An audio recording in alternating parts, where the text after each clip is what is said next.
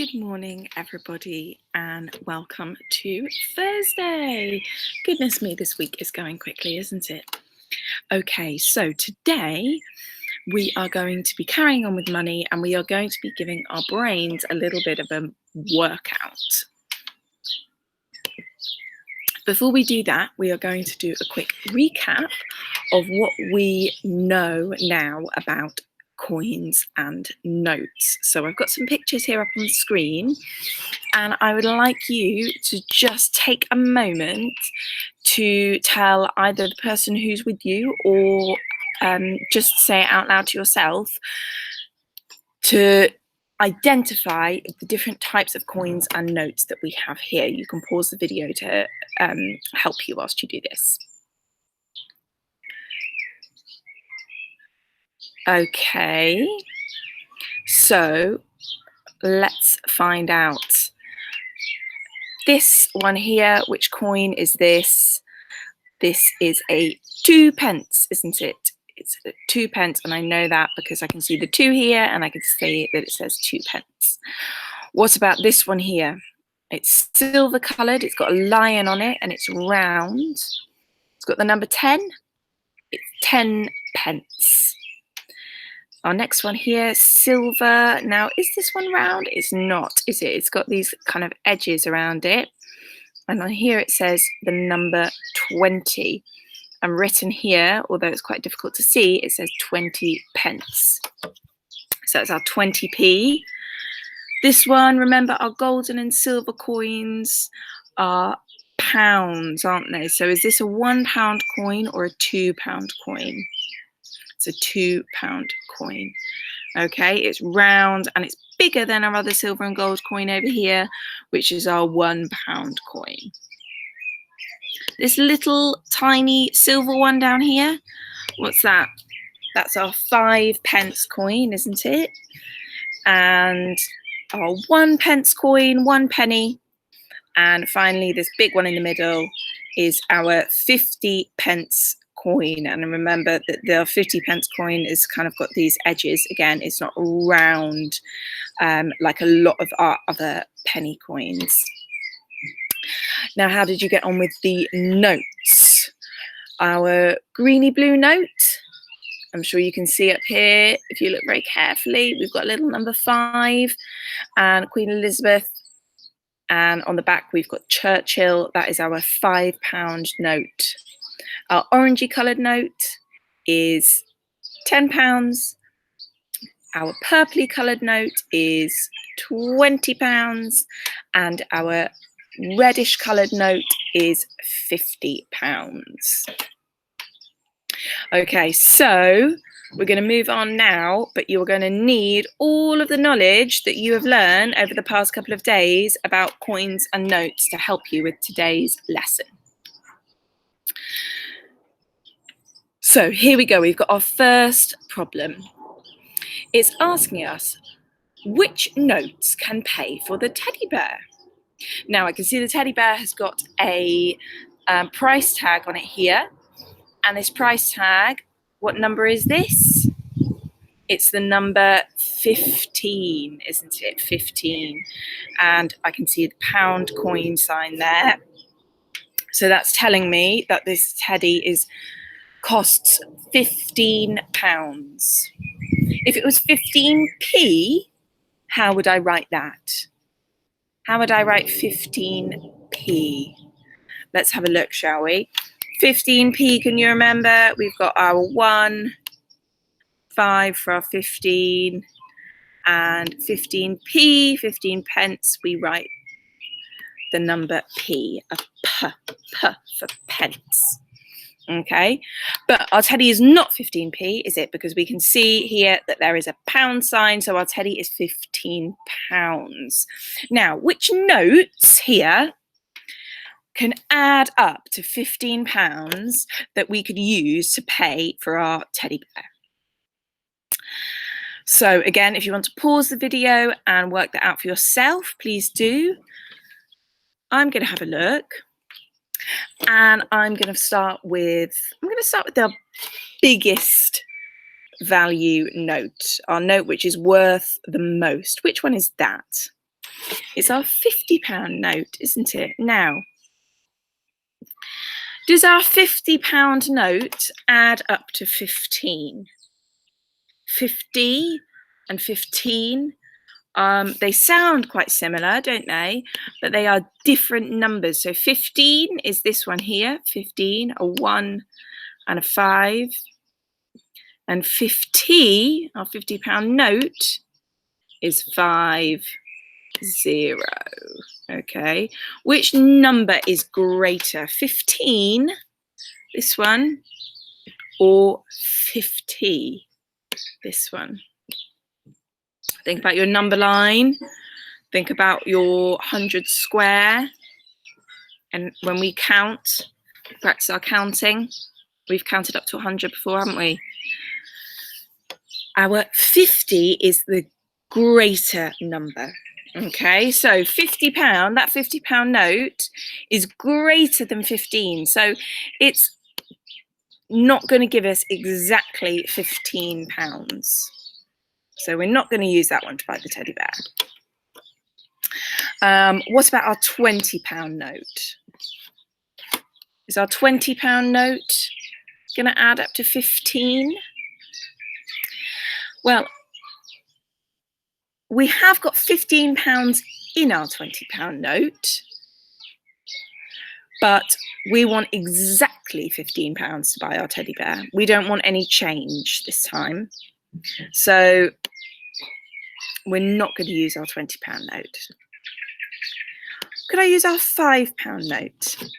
Would our £5 note be enough to buy a teddy bear that is worth £15? 5, remember, think of what kind of number 5 is, how great it is. 5, 1, 2, 3, 4, 5. Is that 15 fingers?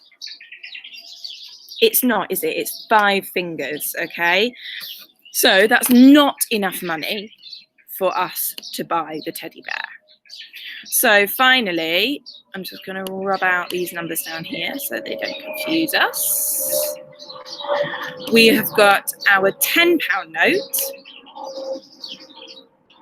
Now we've got a £10 note here. Is £10 enough to buy a teddy bear that is worth £15? What do you think? Think of the number 10. Is 15, which is the cost of the bear, is that greater or lesser than 10?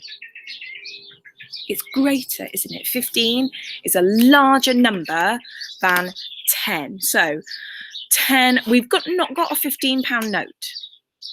So we're going to have to make £15. How do we make 15? What numbers can we add together to make 15? We've got our 10. Let's count on.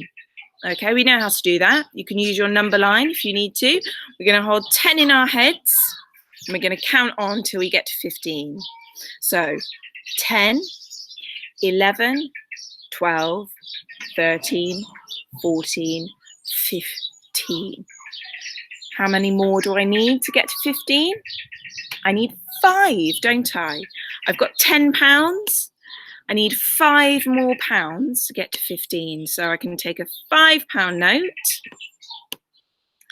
There we go. I've got my £10 note and my £5 note.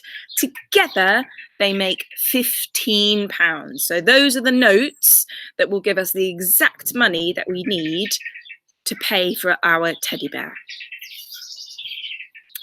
Okay. Now, next we've got Sam here. And Sam's saying, a larger coin has a larger value than a smaller coin. Is Sam correct? Is a larger coin worth more? Have a think about that. Remember our coin work we did on Tuesday? The things that we found out about different coins. And I've even got a 1 penny coin here and a 5 penny coin here to look at the different sizes. Okay, a 1 penny coin, is that worth more or less than our 5 penny coin? it's worth less, isn't it? Our 5 pence has got 1, 2, 3, 4, 5p in it. Okay, so this 5p is worth 5 1-pennies. So even though it is smaller, it is worth more, it is large in value than our 1-penny coin. So let's have a look. Ooh, that's not what I wanted. Let's have a look behind here at the writing and see if Sam is correct. No, Sam's statement is not always correct. We know that a 1p coin is larger in size than a 5p coin, exactly like we've got down here. And we also know that 1p is less in value than a 5p, even though it is larger. So Sam wasn't correct there. That doesn't happen all the time. We can't look at coins and think that the largest one is the greatest value, okay? Because it's not always true. Here, we've got our friend Amira and our friend Holly, and they have both been collecting money in their piggy banks. Who has the most money in their piggy bank? And how do you know? Again, you can pause the video here so that you can work this out. Now, if you did pause the video and you worked it out, well done. We are now going to go through the answer together and find out. So, who has the most money? Let's start off with Amira here at the top. So, what different kinds of money has Amira got in her piggy bank? Well, first of all, I can see a £5 note here. So we know that she's got £5. What other kind of coins has she got in her piggy bank? She's got this one here, a kind of silvery one. And then these ones, are they different coins? They're not, are they? They all look the same to me. And what kind of coins are these ones? Remember, they're silver and gold.